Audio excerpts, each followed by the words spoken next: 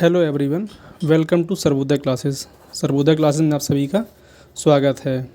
हाल ही में मराठा कोटा को लेकर के काफ़ी आर्टिकल पब्लिश किए जा रहे हैं। ठीक है, तो इस वीडियो के माध्यम से हम लोग ये समझेंगे कि मराठा कोटा की मांग कब से की जा रही है और इसमें क्या क्या पॉलिटिकल टर्न आए हुए हैं और जो मांग है उसको लेकर के सुप्रीम कोर्ट ने क्या डिसीजन दिया और अभी ये फ़िलहाल क्यों न्यूज़ में है।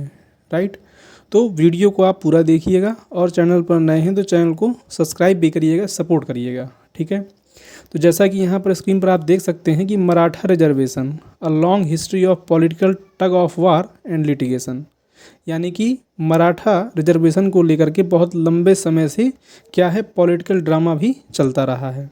तो इस वीडियो में क्यों बनाया जा रहा है वीडियो इस टाइम पर, इसके पीछे एक रीज़न है। क्या कारण है कि हाल ही में महाराष्ट्र विधानसभा ने हाल ही में सामाजिक और शैक्षणिक रूप से पिछड़े वर्गों के लिए महाराष्ट्र राज्य आरक्षण विधेयक 2024 पारित किया, जिसके तहत सामाजिक तथा शैक्षणिक रूप से पिछड़े श्रेणियों के अंतर्गत नौकरियों एवं शिक्षा में मराठा समुदाय के लिए 10% आरक्षण का प्रावधान किया गया है।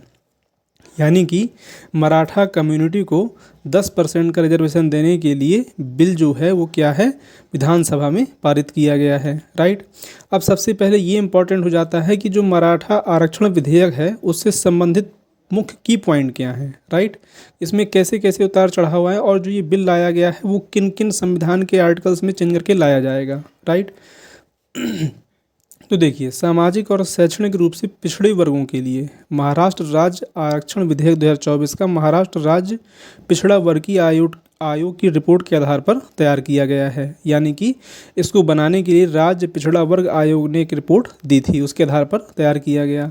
इस रिपोर्ट के द्वारा आरक्षण की आवश्यकता को उचित ठहराया गया और साथ ही साथ ये भी कहा गया कि मराठा समुदाय को सामाजिक और शैक्षणिक रूप से पिछड़े वर्गों के रूप में पहचाना जाना चाहिए।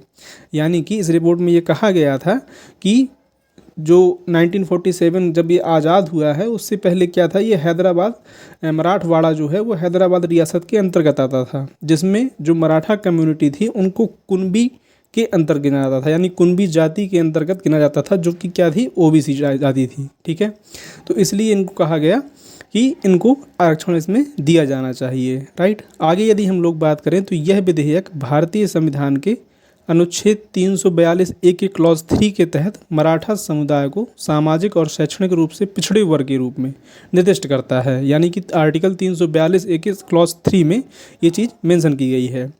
यह संविधान के अनुच्छेद 15(4) यानी 15(4), 15(5) और 16(4) के तहत इस वर्ग के लिए आरक्षण का प्रावधान करता है। राइट, अगर आगे बात करें यदि हम लोग तो 342A के 3 में क्या कहा गया है कि प्रत्येक राज्य अथवा यूटी सामाजिक और शैक्षणिक रूप से पिछड़े वर्गों के लिए यानी कि socially and educationally backward class के लिए एक सूची तैयार कर उसे बनाए रख सकता है। ये सूचियाँ संबद्ध विषय की केंद्रीय सूची से भिन्न हो सकती हैं। राइट, किसके लिए? स्टेट के लिए। ये कोई स्टेट या यूटी क्या है इसमें इस तरह का कानून बना सकती है वो।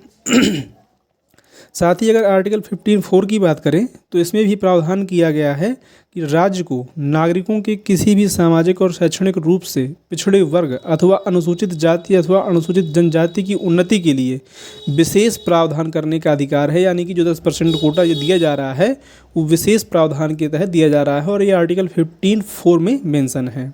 15(5) की बात करें तो राज्य को अल्पसंख्यक शैक्षणिक संस्थानों के अतिरिक्त, यानी कि ऐसे जो क्या हैं अल्पसंख्यक शैक्षणिक संस्थान हैं उनके अतिरिक्त पिछड़े वर्गों, अनुसूचित जातियों, अनुसूचित जनजातियों के शैक्षणिक संस्थानों में प्रवेश के दौरान सीटों के आरक्षण के प्रावधान करने के लिए ये सक्षम बनाता है।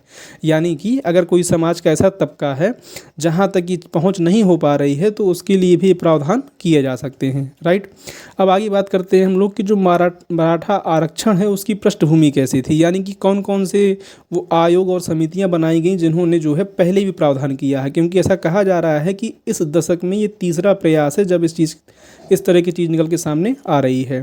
तो इसी कड़ी में सबसे पहले जो है नारायण राणे समिति आती है। वर्ष 2014 में नारायण राणे के नेतृत्व वाली समिति ने चुनाव से पहले मराठों के लिए 16% आरक्षण की सिफारिश की थी, जिसे बाद में क्या हुआ था कि बॉम्बे हाई कोर्ट में चुनौती दी गई और इस पर रोक लगा दी। ठीक है, यहाँ पर महत्वपूर्ण क्या है, नाम पूछा जा सकता है। अगर आप स्टेट पीसीएस या यूपीएससी की तैयारी करते हैं तो उसमें ये पूछा जा सकता है कि किस समिति और उसका ईयर और कितना % इन्होंने जो है सिफारिश किया था, तो ये दिमाग में रखिएगा। अगर आगे हम बात करें तो इसी के साथ एक गायकवाड़ आयोग भी बनाया गया था 2018 में। ठीक है, और महाराष्ट्र सरकार ने गायकवाड़ आयोग के निष्कर्षों के आधार पर सामाजिक और शैक्षणिक रूप से पिछड़ा वर्ग यानी socially and educationally backward class, जिसको SEBC बोलते हैं, अधिनियम बनाया और जिसमें 16% आरक्षण दिया गया। लेकिन फिर वही बात निकल के आई कि जब इतना आरक्षण दिया गया तो जो इंदिरा साहनी केस था 1992 का, उसके तहत इसको फिर से कहाँ पर बॉम्बे हाई कोर्ट में चुनौती दी गई और इसमें जो है बॉम्बे हाई कोर्ट ने इसे घटाकर क्या किया कि शिक्षा के लिए 12% और नौकरियों के लिए 13% इसको बना दिया। यानी कि जो ये कोटा दिया गया था 16% का 2018 में गायकवाड़ आयोग के आधार पर, उसको 16% से घटा करके अगर शिक्षा की बात की जाएगी तो वहाँ पर 12% कोटा दिया जाएगा और नौकरियों की बात की जाएगी तो वहाँ पर 13% कोटा दिया जाएगा। ठीक है, अच्छा, इसके बाद हुआ क्या कि सर्वोच्च न्यायालय ने 50% कोटा सीमा से अधिक को उचित ठहराने के लिए अपर्याप्त डेटा का हवाला देते हुए मई 2021 में पूरी तरह से इसे रद्द कर दिया। यानी कि जो ये कोटा दिया गया था यानी 16% या जो बाद में 12 और 13% कर दिया गया, तो जो आरक्षण दिया गया था उस आरक्षण को जस्टिफाई करने के लिए डेटा पर्याप्त नहीं था।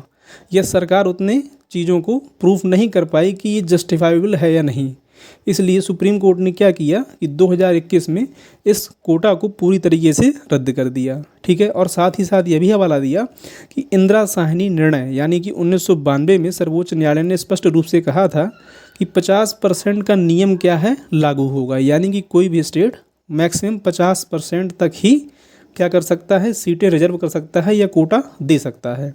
लेकिन अगर कुछ असामान्य और असाधारण स्थितियों में दूर दराज के क्षेत्र की आबादी मुख्य धारा में लाने के लिए 50% नियम में छूट दी जा सकती है। कहने का मतलब ऐसा नहीं है कि एकदम रिजिड नियम है। अगर कोई ऐसा तबका है समाज का जो बहुत दूर दराज के क्षेत्रों में निवास कर रहा है और उसे कोटा की आवश्यकता है, तभी उसको मुख्य धारा में लाया जा सकता है, तो इसमें आप टिल्ट भी हो सकते हैं। ऐसा कहा गया इंदिरा साहनी निर्णय 1992 में सर्वोच्च न्यायालय ने ये निर्णय दिया। अब आगे यदि हम लोग बात करें तो महाराष्ट्र राज्य पिछड़ा वर्ग आयोग आरक्षण के मुद्दे का पुनर्मूल्यांकन करने के लिए न्यायमूर्ति सुनील बी सुक्रे, ठीक है, किनके नेतृत्व में, तो सुनील बी सुक्रे जो कि क्या थे, रिटायर्ड थे, के नेतृत्व में महाराष्ट्र सरकार ने महाराष्ट्र राज्य पिछड़ा वर्ग आयोग की स्थापना दिसंबर 2023 में की गई थी। राइट, तो ये याद रखिएगा, ये इंपॉर्टेंट हो सकता है कि राज्य पिछड़ा वर्ग आयोग की स्थापना न्यायमूर्ति सुनील बी सुक्रे के नेतृत्व में की गई थी।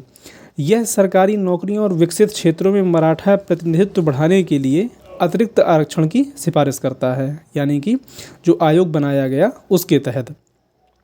इसमें आगे सर्वोच्च न्यायालय ने क्या कहा, सर्वोच्च न्यायालय ने अपना डिसीजन देते हुए ये भी कहा कि सर्वोच्च न्यायालय द्वारा निर्धारित 50% कोटा सीमा से परे आरक्षण को उचित ठहराने के लिए मजबूत, यानी कि स्टेट गवर्नमेंट को मराठा आरक्षण विधेयक कानूनी के रूप में मजबूती को प्रस्तुत करने के लिए और भी साक्ष्य या इस तरह से और भी डेटा प्रस्तुत करना होगा कि जो जुडिशियल रिव्यू होता है यानी उसकी जो जाँच होती है उसमें सही पाया जाए।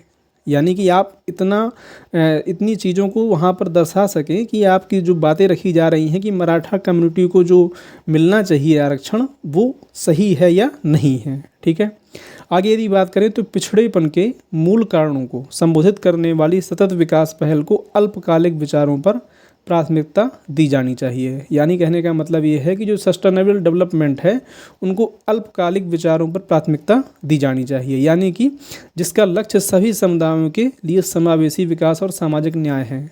यानी कि इसमें सिर्फ कहने का मतलब सेंस यही है, सुप्रीम कोर्ट ने यही कहा कि ऐसी चीज़ों को बढ़ावा दिया जाए जो क्या हों, सस्टेनेबल हों, यानी कि आगे आने वाले समय के साथ भी वो सही मायने में कार्य कर सकें। तो ये क्या था, इस वीडियो का एंड था। आई होप कि आपको काफ़ी चीज़ें क्लियर हो गई होंगी। वीडियो को देखने के लिए धन्यवाद। चैनल पर नए हैं तो चैनल को सब्सक्राइब जरूर करिएगा। Thank you for watching.